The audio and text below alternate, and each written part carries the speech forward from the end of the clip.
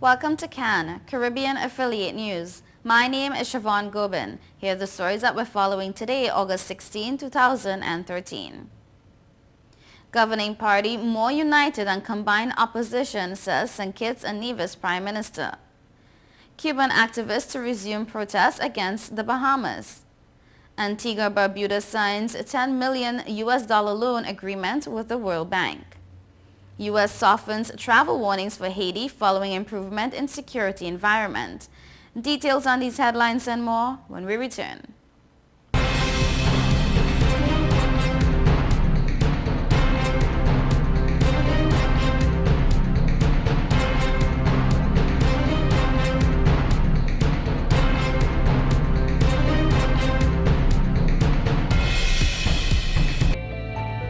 Million customers use Leica Mobile for affordable international mobile calls, connecting over 2.5 million mobile calls daily, helping our customers stay in touch with their loved ones, whether they be in Asia, Africa, Europe, or the rest of the world. Every 5 seconds, a new Leica Mobile customer joins our growing family, helping you to make affordable international calls across the world. Leica Mobile. Call the world for less.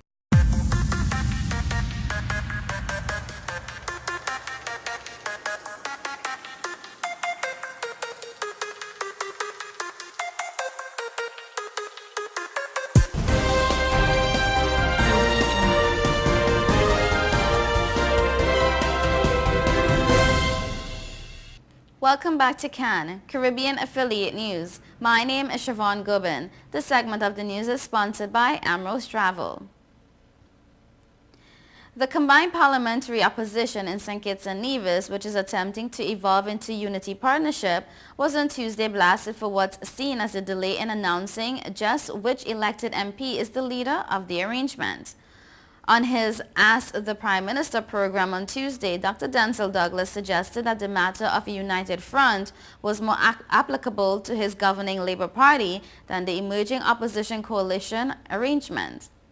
The 6 elected MPs of the three-party combination of the People's Action Movement, the Nevis-based Concerned Citizens Movement, and the recently launched People's Labour Party have indicated that they will soon announce just who is leading the initiative. However, Douglas insists that they are installing and remain indecisive on that matter. The Prime Minister also suggested that his governing Labour Party was more united than what the parliamentary opposition is pushing as their united front. 2 former senior government ministers, Dr. Timothy Harris and Sam Condor, who have distanced themselves from the Douglas administration, have formed the People's Labour Party and accused Douglas of having moved away from the principles and policies of Labour. The parliamentary opposition is still waiting after 8 months for a motion of no confidence to be tabled and debated in the parliament in Basseterre. They have more elected MPs than the government in the form of a 6-5 equation. Protests against the Bahamas were due to resume in Miami on Thursday, according to Cuban activist Ramon Sanchez, who indicated on Wednesday that he's prepared to die for the cause. Sanchez, a representative of the Democracy Movement, told the Nassau Guardian the group decided to resume protests after it received word that a group of Cubans detained in the Bahamas will be repatriated. Minister of Foreign Affairs and Immigration Fred Mitchell confirmed that the Cuban government has approved the request for some of the detainees. He added that some requests are still outstanding. But the Democracy Movement is pushing for the Cubans to be sent to a third country. The Democracy Movement called off its weeks-long protest against the Bahamas after Panama indicated its intention to accept the migrants. The group has heavily promoted a travel boycott of the Bahamas and recently protested outside the Bahamas Consul General office. The protest started after a Spanish-language TV station in Florida broadcast a video that purported to show Cuban detainees at the Carmichael Road Detention Center being beaten by the Bahamian officers. The Bahamas government has dismissed it as being a fake video. Sanchez said more people will participate in the protest. Sanchez, who was one of 2 people who staged a hunger strike, said he went 18 days without eating. He said while the protesters are prepared to fight indefinitely, they hope the issue could soon be put to rest. Mitchell said previously that the government would release the Cubans to any third country willing to accept them. On Monday, Honorary Consul General of Panama to the Bahamas, David McGrath, said Panama intends to offer humanitarian exile to 19 Cuban nationals. However, Mitchell told reporters earlier this week that the government of Panama has not formally communicated its intent to offer humanitarian asylum to the Cubans. Antigua and Barbuda opened a new chapter in its relationship with the World Bank by signing its first multi-million-dollar loan agreement with the financial institution. The $10 million loan will finance the country's public and social sector reform activities for the next 5 years. Minister of Finance Harold Lovell and World Bank Country Director for the Caribbean, Sophie Sertain, signed the loan agreement on Wednesday at the bank's headquarters in Washington, D.C. In April 2012, the World Bank granted a project preparation advance of $980,000 to start the groundwork for the public and social sector transformation project. On June 5th of this year, the World Bank's Board of Directors approved the loan for the 5-year project. The government can now intensify implementation of the PSST project, having formally executed the loan agreement with the World Bank. The project supports the National Economic and Social Transformation Plan, the country's 2010 to 2014 strategic response to the global economic and financial crisis, and the 2010 and 2013 public sector transformation strategy.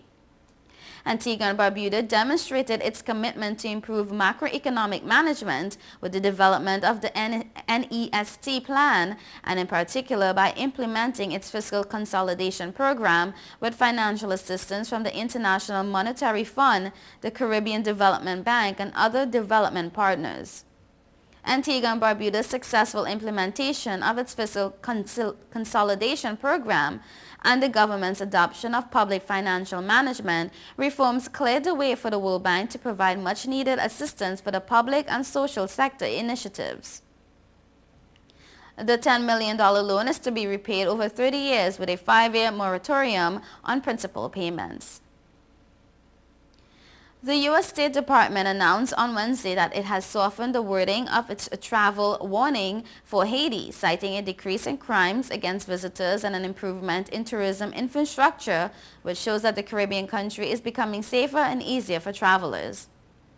The U.S. government says the changes in the travel warnings language reflect the improvements in Haiti's security environment since the last one issued on December 28, 2012. Haitian Prime Minister Laurent Lamothe told reporters last week that only 2 kidnappings were registered in Haiti in July, while outlining significant progress made in the overall security environment following measures to better equip, train, and enable the police to quell criminal activities. The new report by the Obama administration also notes improvement in the infrastructure available to receive visitors traveling to Haiti.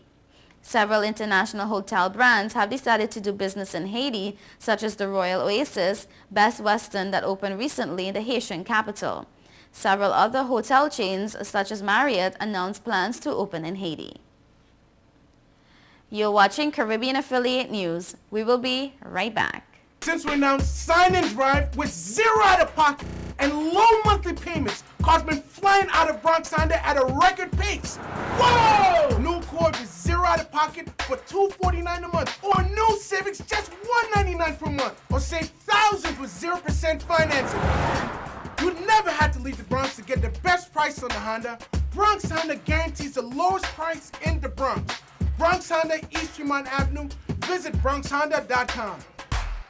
Hey, excuse me, if you see me smiling, that's 'cause I'm chilling on Total Caribbean Network.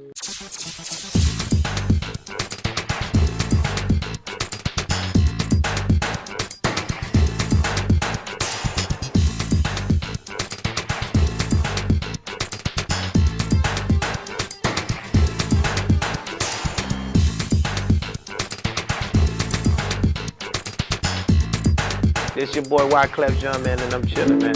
Total Caribbean Network. Man, I love their style. Whoa, whoa, whoa, whoa, whoa, whoa.